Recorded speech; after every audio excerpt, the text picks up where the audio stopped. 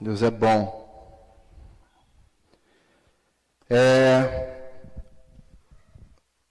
A nossa aula de hoje...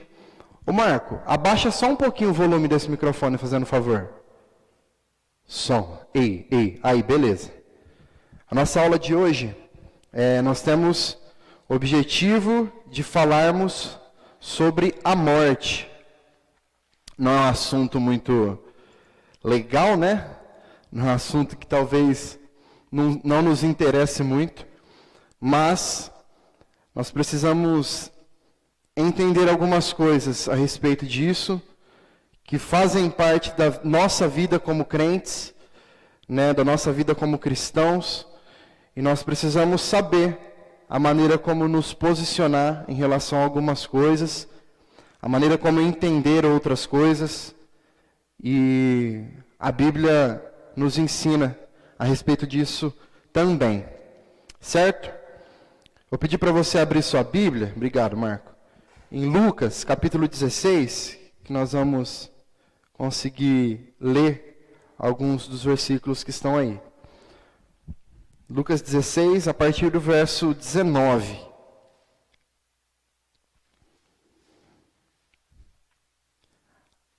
A nossa apostila, no tema morte, ela vai começar dizendo o seguinte: todos os homens são marcados pela finitude, ou seja, todos os homens têm um fim, de vez que em consequência do pecado, a morte se estende a todos nós. Então, o homem, ele passou a ter fim a partir do momento em que o pecado entrou no mundo. É isso que quer dizer, isso que está escrito nesse início. Através do texto aí do Evangelho de Lucas, do capítulo 16, do 19 ao 31, nós vamos abordar 3 dos pontos que estão aí na nossa apostila, que é o 1, o 2 e o 4, certo? Que esse texto, a gente consegue dividir ele aqui para abordar esses 3 pontos. O ponto 1, ele começa dizendo assim: a palavra de Deus assegura a continuidade da consciência e da identidade pessoais após a morte, bem como a necessidade de todos os homens receberem a graça de Deus em Cristo enquanto estão neste mundo.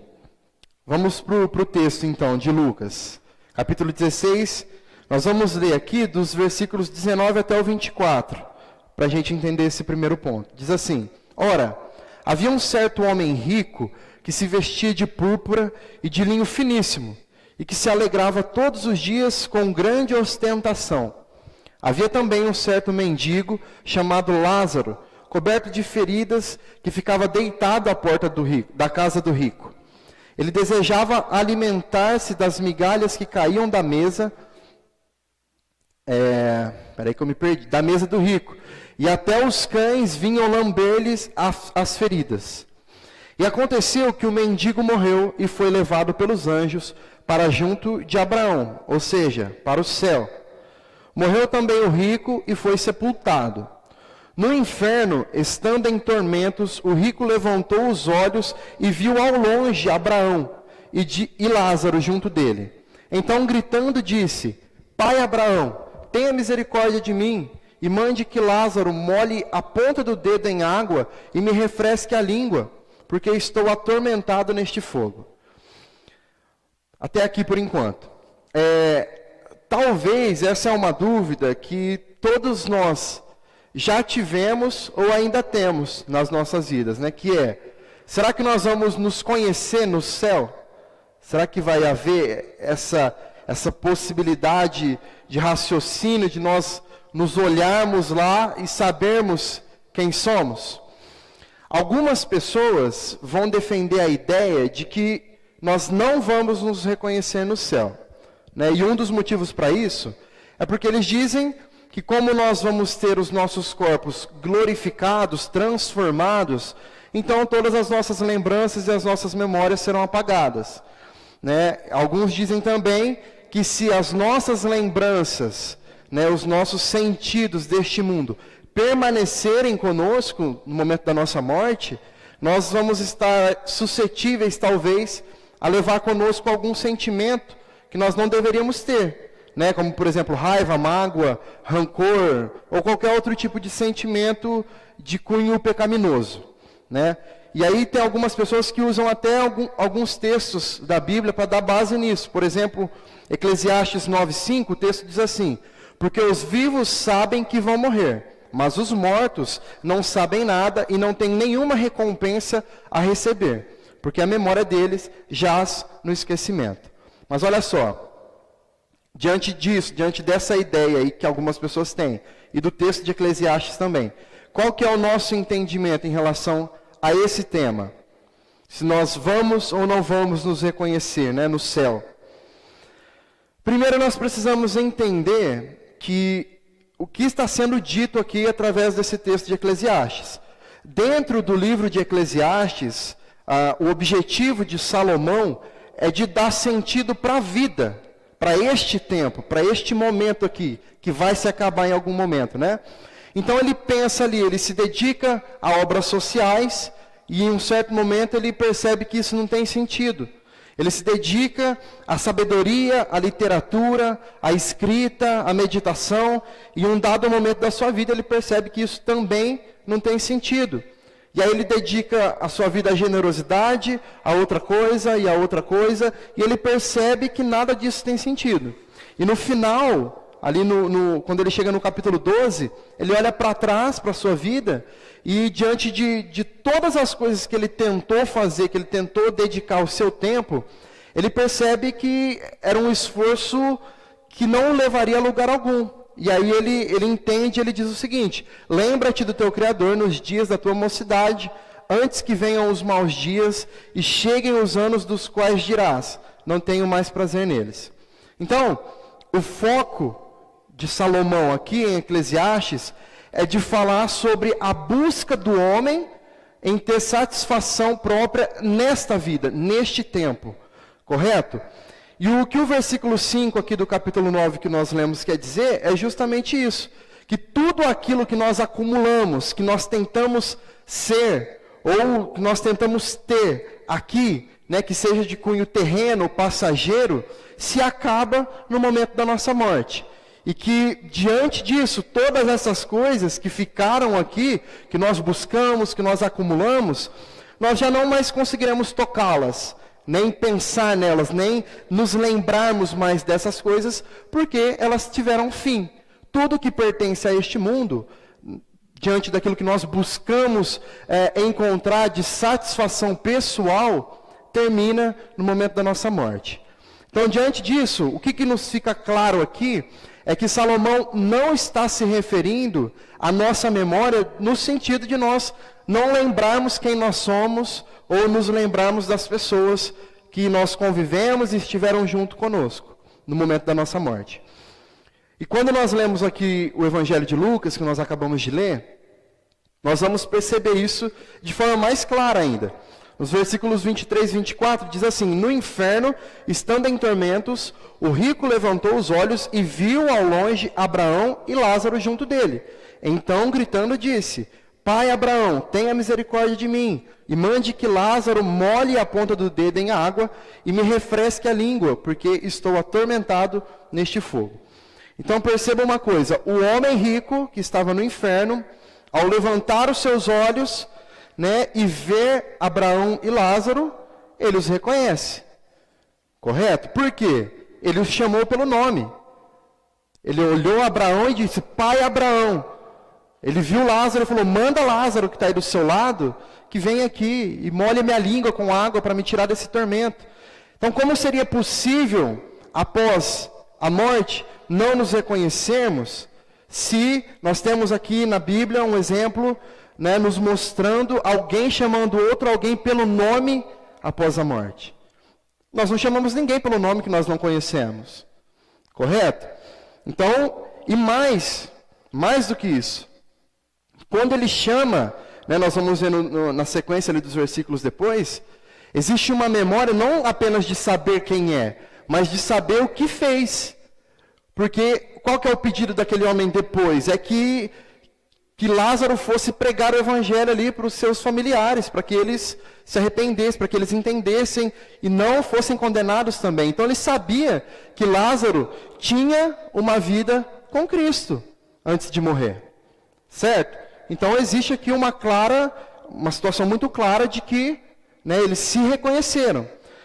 A questão da glorificação nos nossos corpos, né, da transformação do nosso corpo, no momento em que Jesus voltar, vai acontecer para quê?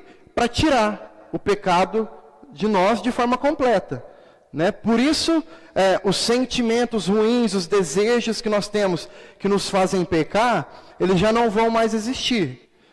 A partir deste momento, a partir do momento em que nós nos encontrarmos com Cristo e tivermos os nossos corpos glorificados através do poder que está nele. Correto? O segundo ponto diz que com a morte está definido o destino eterno de cada homem. Aí nós vamos continuar lendo a partir do versículo 25 agora. Diz assim: mas Abraão disse: filho, lembre-se de que você recebeu os seus bens durante a sua vida, enquanto Lázaro só teve males. Agora, porém, ele está consolado aqui, enquanto você está em tormentos. E além de tudo, há um grande abismo entre nós e vocês, de modo que os que querem passar daqui até vocês não podem, nem os de lá passar para cá. Então, talvez a ideia que fique em algumas pessoas, em relação à vida após a morte que nós cremos, é de uma sensação de continuidade, talvez, das possibilidades de agradar a Deus, de ter uma vida normal, de agradar a Deus, de receber algum tipo de bênção, de misericórdia da parte dele. E essa era a esperança daquele homem rico que estava no inferno. Quando ele se depara com o lugar onde ele está, quando ele percebe o que estava acontecendo, ele ainda tenta de alguma forma pleitear ali diante de Deus, né, algum tipo de refrigério, algum tipo de misericórdia para si. Né, ele se encontrava num momento de dor, de angústia, um momento de grande tormento, e ele imaginou que diante de toda a misericórdia de Deus, se ele pedisse, ele ainda teria a possibilidade de ser agraciado por Deus de alguma forma naquele momento. Só que, para a grande decepção e desespero daquele homem, a mensagem que Abraão passa para ele naquele momento é de que essa possibilidade não existia mais. Aquilo não tinha mais como acontecer. Por quê? Primeiro porque, em vida, o homem rico, ele nunca se preocupou, de fato, em servir a Deus. Né? Diante de toda a fartura, diante de todos os bens materiais e físicos que ele buscou durante a sua vida, ele não pensou, ele não deu espaço para Deus, em momento algum. Esse era o primeiro ponto. E o segundo ponto é que diante da distância que eles se encontravam, nem mesmo a misericórdia do Senhor seria capaz de alcançá-lo naquele momento. Acabou. A oportunidade que ambos tiveram foi a mesma. No relato bíblico, nós percebemos que os dois morreram no mesmo tempo. Eles tiveram o mesmo tempo para buscar, para se entregar, para se arrepender de seus pecados e irem para Deus. Uma observação. Quando nós lemos aqui, nós vemos que Abraão, ele usa a expressão filho ao se dirigir a esse homem condenado ao inferno. Só que nós sabemos que nós, cristãos, é quem somos os descendentes de Abraão, né? E considerados descendência dele, que poderiam, de fato, ser chamados de filho por ele, né? Então, como que pode ser possível Abraão chamar de filho alguém que foi condenado ao inferno? Quando Abraão chama aquele homem de filho, ele faz, em primeiro lugar, em uma resposta ao fato de que o homem rico havia chamado ele de pai. Correto? Antes de qualquer coisa, ele foi chamado de pai por aquele homem. E em segundo lugar, quando Abraão chama esse homem de filho, ele demonstra uma expressão de afeto, talvez. Uma expressão de cuidado com aquele homem. Por quê? Olha a mensagem que isso nos traz. Quando pessoas são condenadas, pessoas vão para o inferno, isso não alegra o coração de Deus. Deus não tem prazer na condenação do homem. Por quê? Porque Ele quem nos criou. Foi Ele quem nos formou à sua imagem e semelhança. O projeto inicial da criação é para que todos vivessem em harmonia, dando a glória a Deus, sem pecado. Portanto, quando pessoas não se arrependem de seus pecados e são condenadas ao inferno, Deus não sente prazer nisso. Como ele sentiria prazer em ver uma criatura dele sendo condenada à morte, à destruição, à perdição eterna? Ele não sente prazer. Então, essa forma de Abraão lidar com a situação, de conversar com aquele homem, demonstra o carinho, o afeto do próprio Deus para com a sua criatura, independente do seu destino. Mas Deus é amor e justiça. Então, são coisas que caminham juntas, e em dados momentos o amor vai se manifestar através de justiça.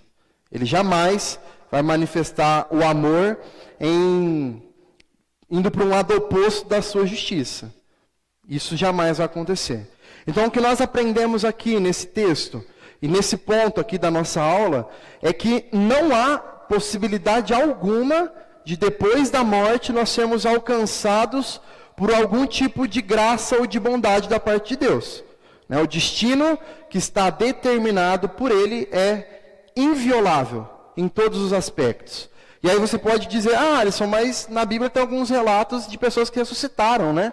De fato, mas sempre por um propósito específico. Não é uma regra, é uma exceção à regra. Certo? Então Deus não vai fazer algo acontecer com todas as pessoas que morrem, para elas voltarem a viver, para elas terem uma nova chance. Isso não vai acontecer. E o texto bíblico que nós lemos deixa isso claro. E no quarto ponto, você vai pular o ponto 3 da apostila, que nós vamos falar depois desse. O quarto ponto, ele vai deixar isso mais claro ainda. O quarto ponto da nossa apostila diz assim: os incrédulos e impenitentes entram, a partir da morte, em um estado de separação definitiva de Deus. Nós vamos ler agora a partir do versículo 27 de Lucas 16.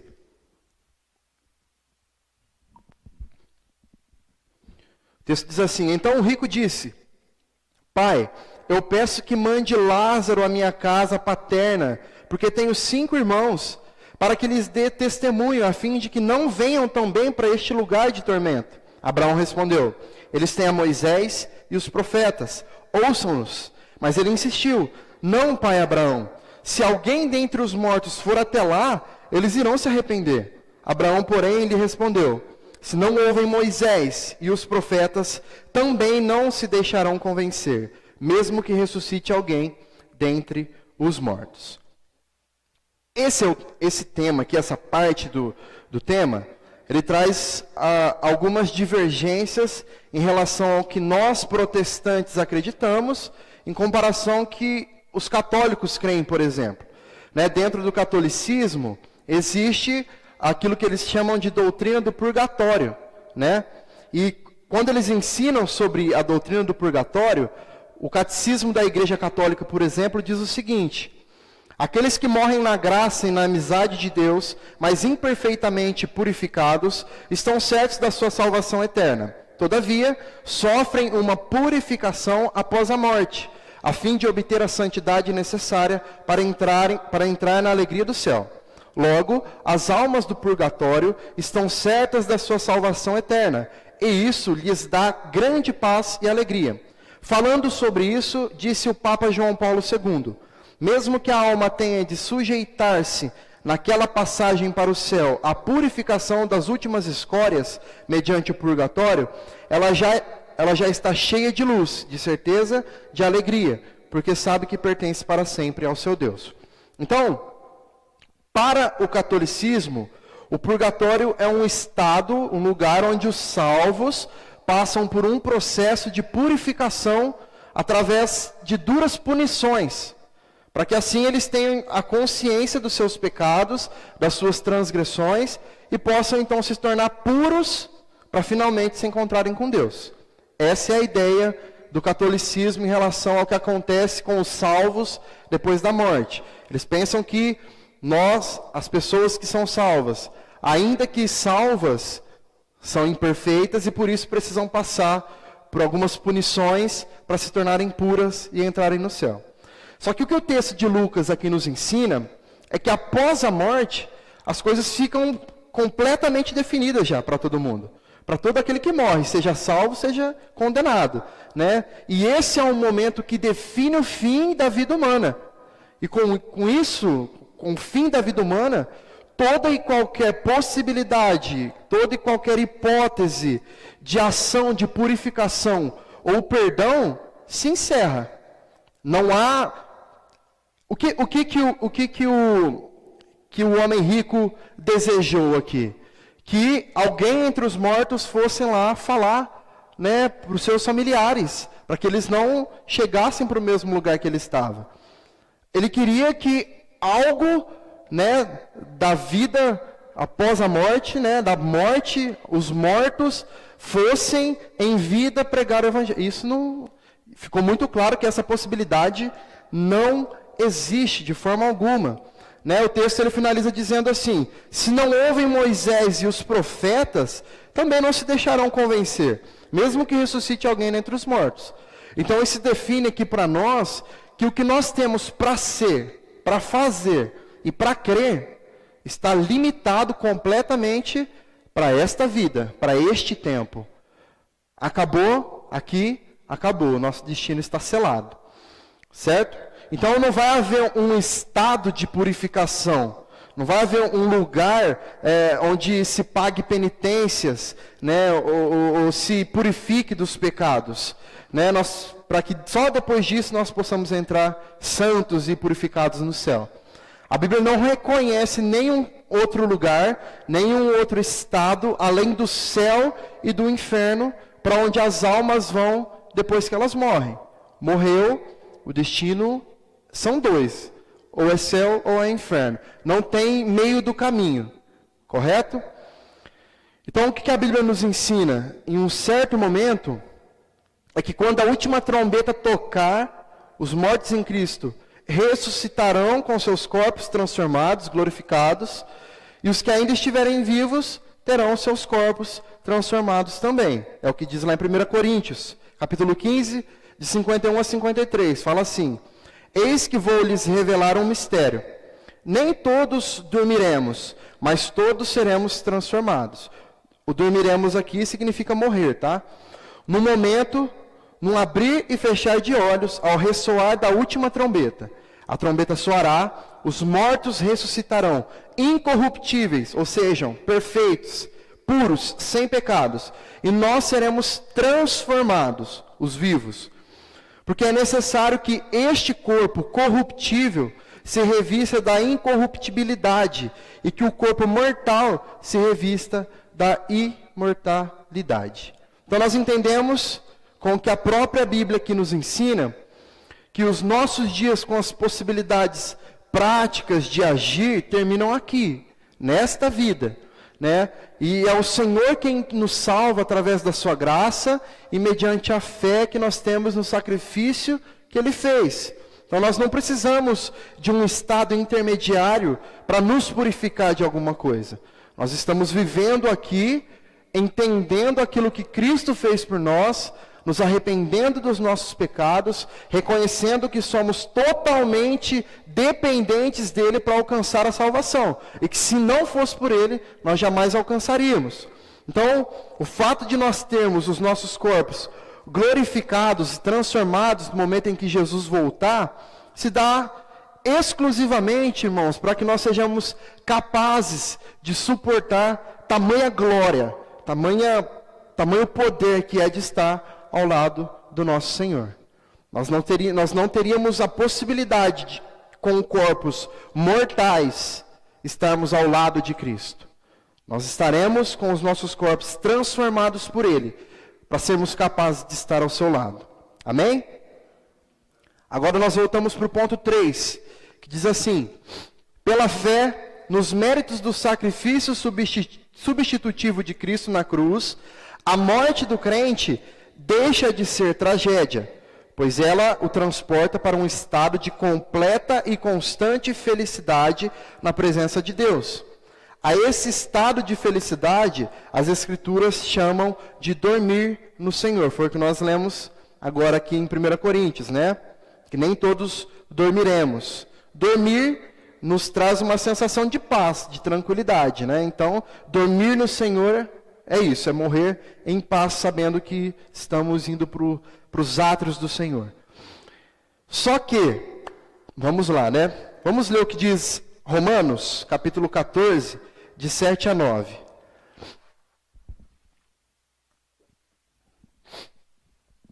Diz assim: porque nenhum de nós vive para si mesmo, nem morre para si. Porque se vivemos, é para o Senhor que vivemos. Se morremos, é para o Senhor que morremos. Quer, pois, vivamos ou morramos, somos do Senhor.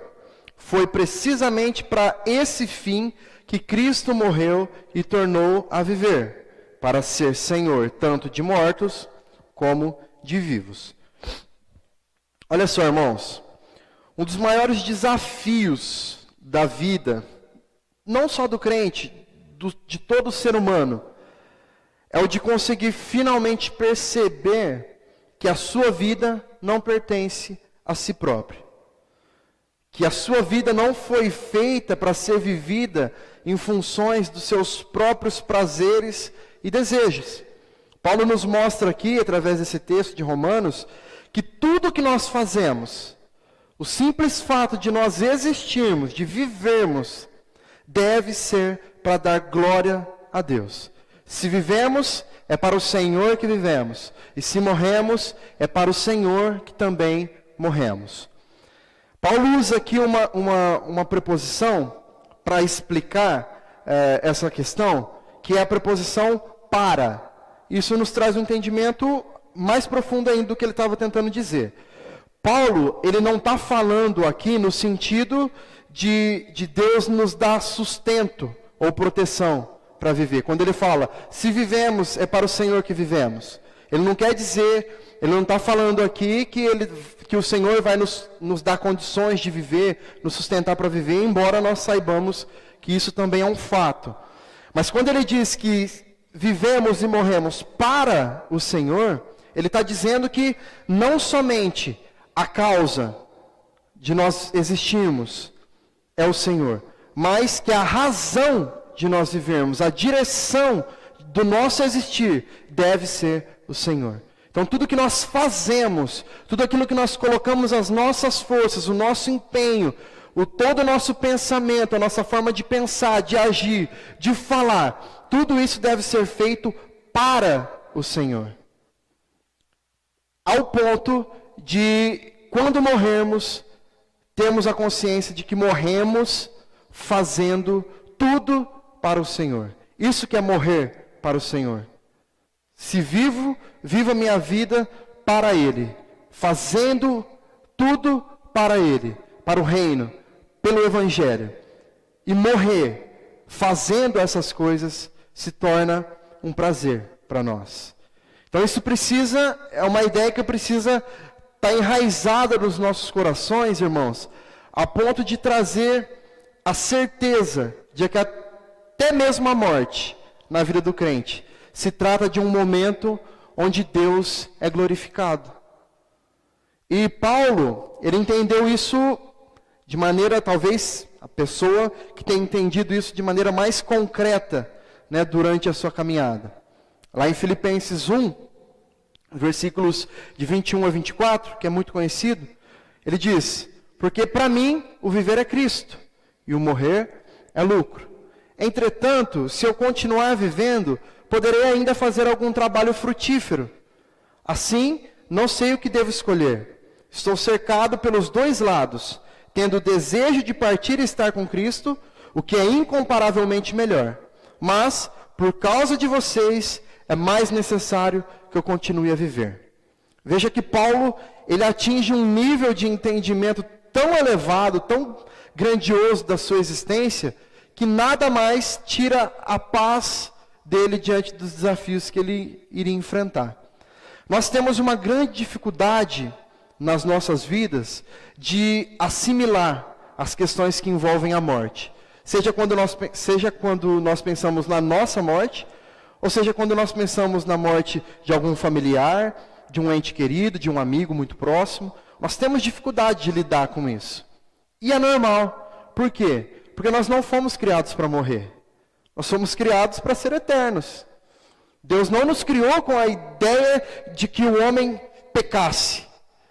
A intenção de Deus não era que o homem pecasse.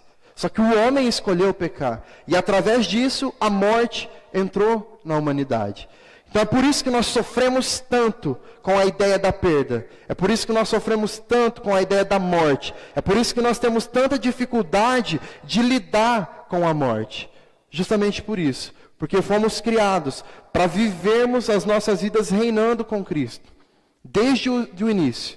Desde quando fomos criados. Isso que significa ser criado à imagem e semelhança dele. Só que o pecado manchou essa imagem. O pecado manchou quem somos. E é por isso que nós precisamos do sacrifício de Jesus. O homem ele se deixou levar pelo pecado, pelos seus próprios desejos, pela sua ânsia de ser Deus. E a morte passou a ser uma das consequências mais claras do pecado que entrou nas nossas vidas. Só que Paulo, ele consegue entender de maneira tão plena e tão convicta de que a sua vida neste mundo não serviria para mais nada a não ser para a glória de Deus.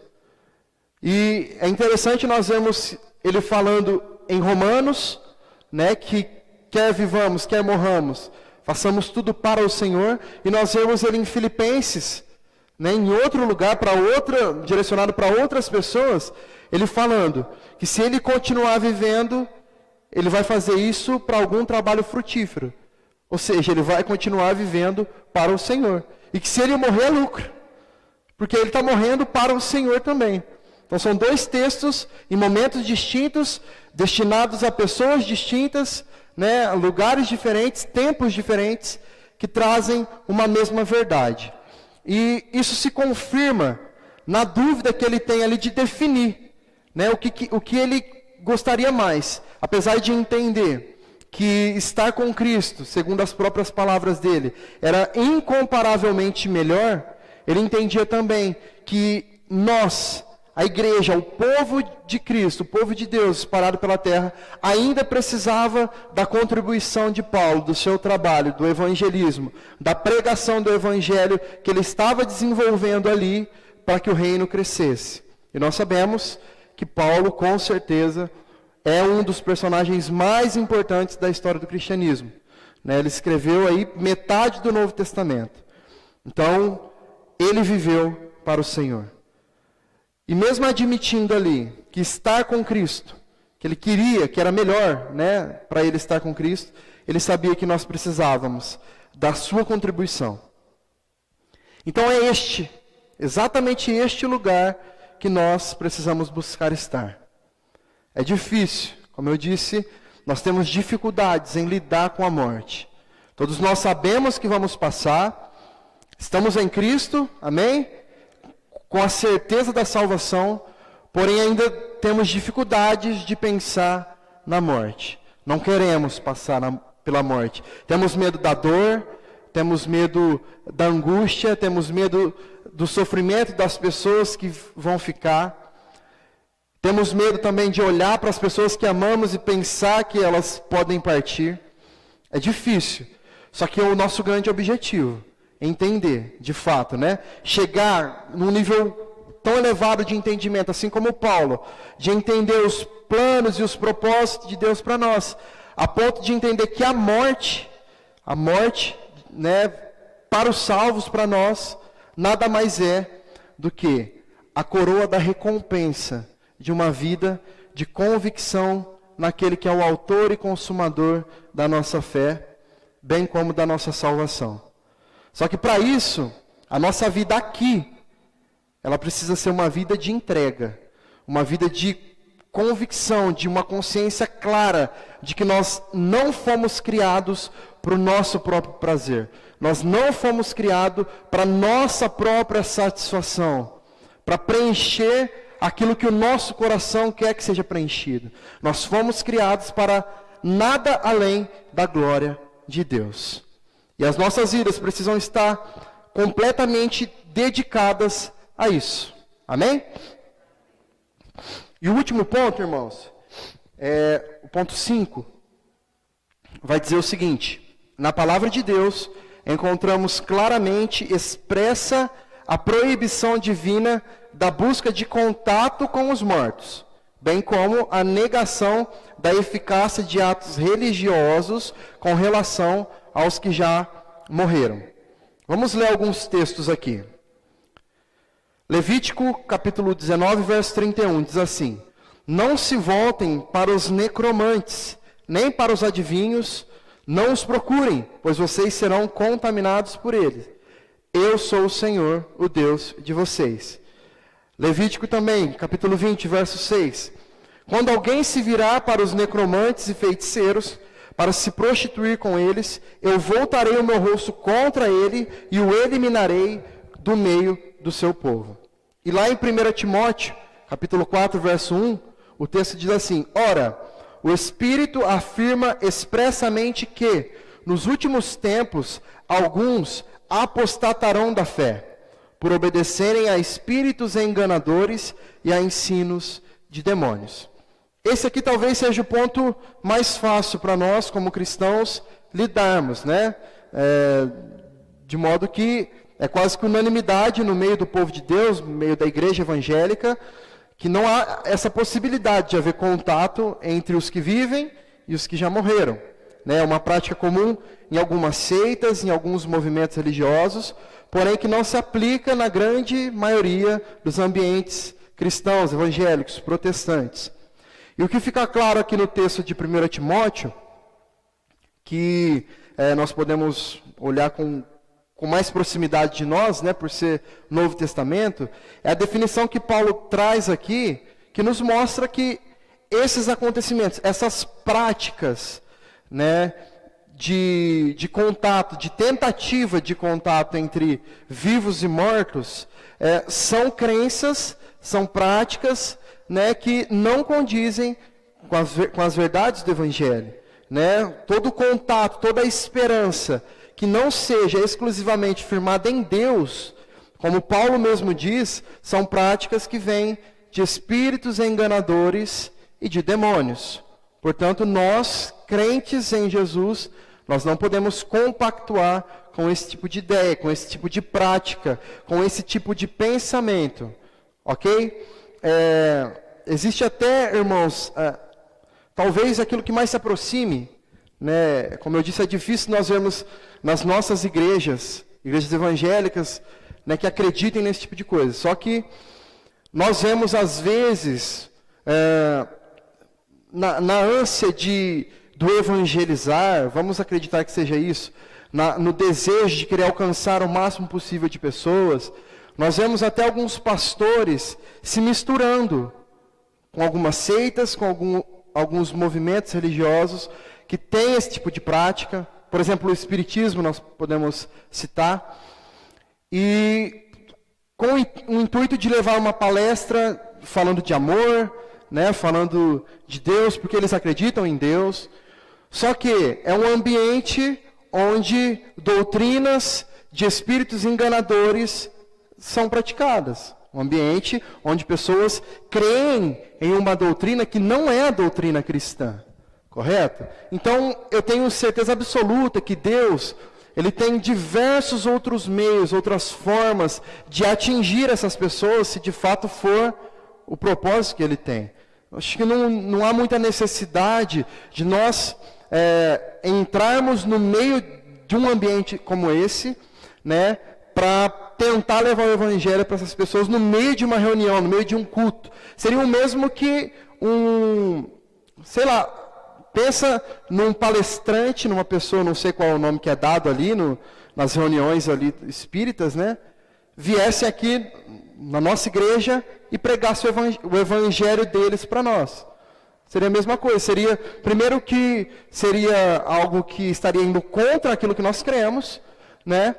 E, segundo lugar, ele não atingiria o objetivo dele, né? Porque a doutrina que está aqui dentro é uma doutrina contrária, né?